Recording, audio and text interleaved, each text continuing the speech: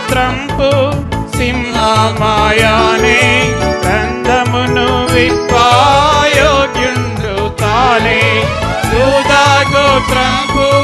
సింహమాయానే గ్రంథమును విప్పాయోగ్యుండు తానే 7 ముద్రలను విప్పేడివాడు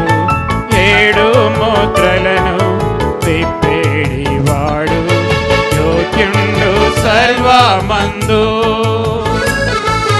యోగ్యుండు సర్వమందు జయుండు క్రీస్తు ప్రభావము